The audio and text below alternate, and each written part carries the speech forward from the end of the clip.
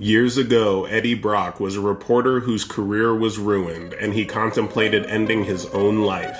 But he found a kindred spirit, an extraterrestrial parasitic alien called a symbiote. The creature bonded to him, and the two were joined. Together, they are Venom. Escalation, Part 1. Recently, the wicked web-slinger discovered that he had a son, Dylan. Now Eddie has become a god himself, the king in black and ruler of all symbiotes. And he's using his abilities to protect the universe and guide symbiotes into an era of peace. But after a bizarre and seemingly impossible series of events, Eddie Brock is dead, and Dylan only narrowly escaped after doing the one thing he promised his father he never would, bonding with and becoming Venom. Hey everybody, thanks for tuning into another episode of the Comic Sand Podcast. I'm your host, Dylan Jumps, and today we're going over issue number 3 of Venom. I'm sure you noticed that the video started a little differently than usual. I did go ahead and include the background information page, if you will, on the introduction of the video.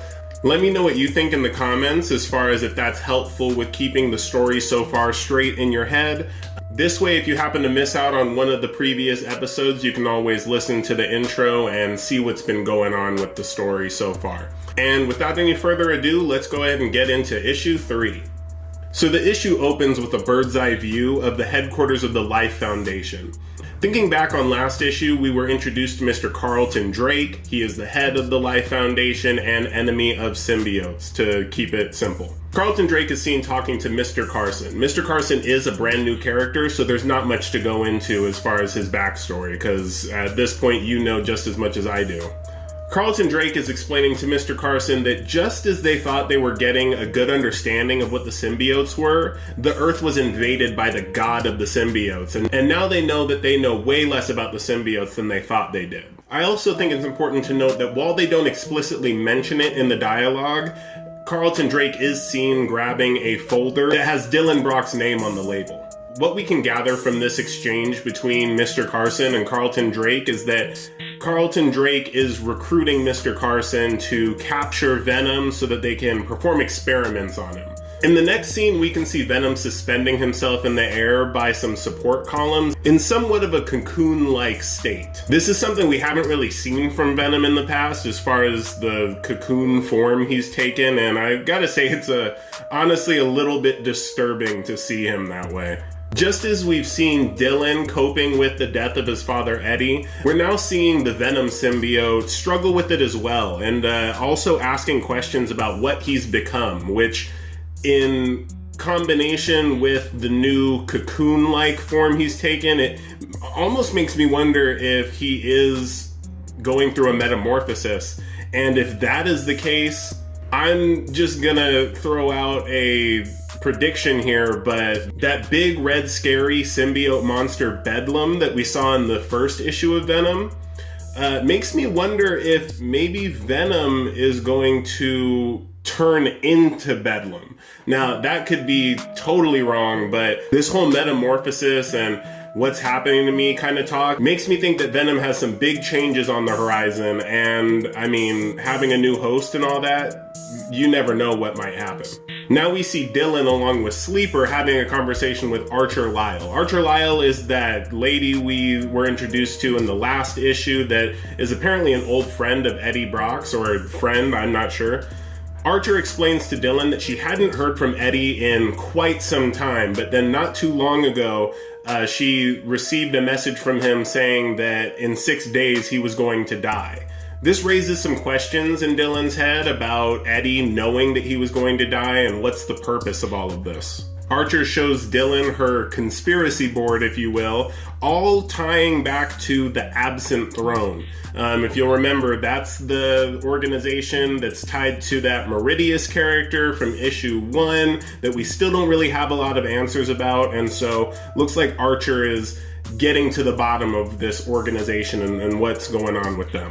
Archer and Dylan decide that what needs to happen in order to further their investigation is to break into the Exodynamics Materials Research Center. Once they get past the guards and they get into the building, they're searching some offices, and Dylan wanders into a room that Archer actually locks him inside of. Big twist. Agents appear out of nowhere, and unfortunately Venom isn't with Dylan on this mission. He's just got Sleeper with him, and Sleeper does attempt to help, but the agents are armed with more anti-symbiote gear and ammunition, and so that doesn't last very long. Once Sleeper and Dylan are down for the count, we get to see that Archer has actually been working with Liz Allen, who is the head of Alchemax. For those of you who are unaware, which is probably mostly everyone, Alchemax is also somewhat like the Life Foundation that's run by Carlton Drake, except Alchemax has more of an uneasy alliance with Venom. In the past, he's submitted to their experimentations in return for their help. In this storyline, it doesn't look like they're going to be allies, but I guess at this point, there are still things that remain to be seen. Looks like Alchemax had information, kind of blackmail of some sort on Archer Lyle, and so Archer was kind of forced into helping them capture Dylan. Not much more on this situation, but I'm sure we'll get a little more insight in the next issue. Now, the issue ends coming full circle. We're back with Carlton Drake and Mr. Carson. Mr. Carson explains to Carlton Drake that in order to take down Venom, they're going to need some really strong gear and weaponry. That's when Carlton Drake unveils the Spearhead armor he has at his disposal, and it's clear that Mr. Carson is going to don the Spearhead armor, and that's the end of the issue. Spearhead, Mr. Carson, completely new. This isn't one of those cases where the Spearhead armor has been used by a previous host, and then now Mr. Carson is taking on the mantle. No, this is completely new stuff, and so that's exciting to me. This issue, like the last one, didn't have a ton of action in it, or really much at all. I think that the next issue is going to have a lot more combat in it, seeing as how now we're seeing this new armor that's going to be used to fight Venom. Still no Eddie Brock since issue number 1, even though we know as the audience that he has been shot forward in time to a place at the end of time and met Meridius, and so we're still kind of in suspense on what's going on his front. I'm excited to see where this goes next. Spearhead looks like a pretty cool villain to go up against Venom, and I hope that we get to see a battle between the two of them very soon. I just had the one prediction from earlier about Bedlam. Again, that could be, way out of left field, but with the whole metamorphosis symbolism or imagery, and then also Venom kind of screaming out, what is happening to me? What am I becoming? Makes me think that he might turn into Bedlam. We'll see. In other news, and surprisingly it's not about the MCU, what I want to just mention briefly is actually the new Peacemaker series on HBO Max. If you've seen The Suicide Squad, the most recent one, directed by James Gunn, then you'll remember Peacemaker, played by John Cena.